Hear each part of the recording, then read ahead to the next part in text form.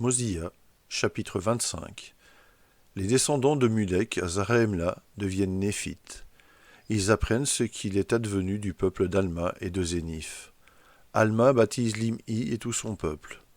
Mosia autorise Alma à organiser l'église de Dieu, vers 120 avant Jésus-Christ.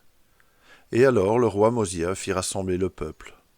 Or, il n'y avait pas autant d'enfants de Néphi, ou autant de ceux qui étaient descendants de Néphi, qu'il y en avait du peuple de Zarahemla, lequel était descendant de Mulek et de ceux qui étaient venus avec lui dans le désert.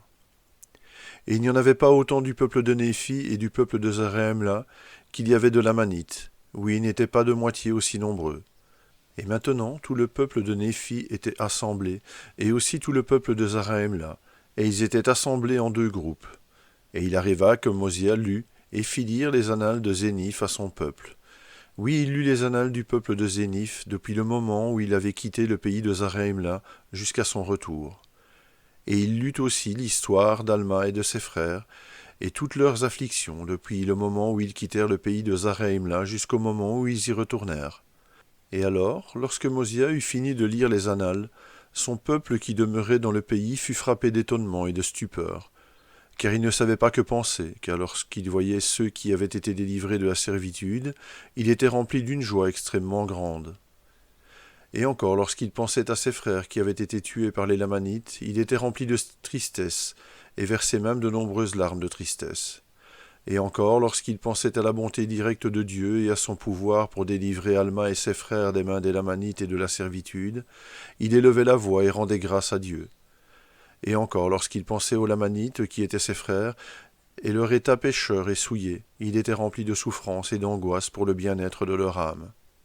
Et il arriva que ceux qui étaient les enfants d'Amulon et de ses frères, qui avaient pris pour épouse les filles des Lamanites, furent mécontents de la conduite de leur père, et ne voulurent plus être appelés du nom de leur père.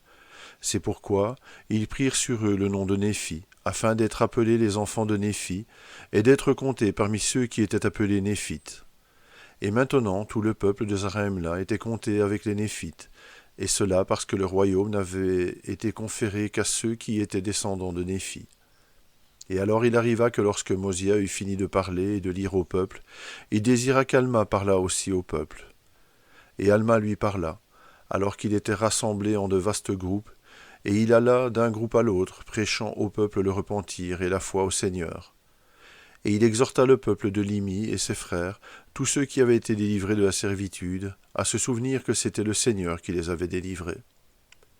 Et il arriva que lorsqu'Alma eut enseigné beaucoup de choses au peuple, et eut fini de lui parler, le roi Limhi désira être baptisé, et tout son peuple désirait être baptisé aussi. C'est pourquoi Alma s'avança dans l'eau, et les baptisa. Oui, il les baptisa comme il l'avait fait avec ses frères dans les eaux de Mormon. Oui, et tous ceux qu'il baptisa appartinrent à l'église de Dieu, et cela à cause de leur foi aux paroles d'Alma. Et il arriva que le roi Mosia accorda à Alma d'établir des églises dans tout le pays de Zarahemla, et lui donna le pouvoir d'ordonner des prêtres et des instructeurs sur toutes les églises. Or, cela fut fait parce qu'il y avait tant de gens qu'ils ne pouvaient pas tous être gouvernés par un seul instructeur, et ils ne pouvaient pas non plus tous entendre la parole de Dieu en une seule assemblée.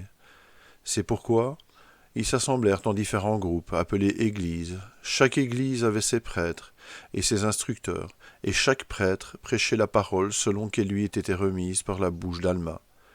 Et ainsi, en dépit du fait qu'il y avait beaucoup d'églises, elles étaient toutes une seule église, oui, l'église de Dieu, car on ne prêchait dans toutes les églises que le repentir et la foi en Dieu.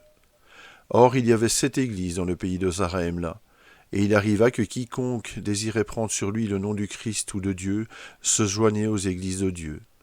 Et ils furent appelés le peuple de Dieu, et le Seigneur déversa son esprit sur eux, et ils furent bénis et prospérèrent dans le pays.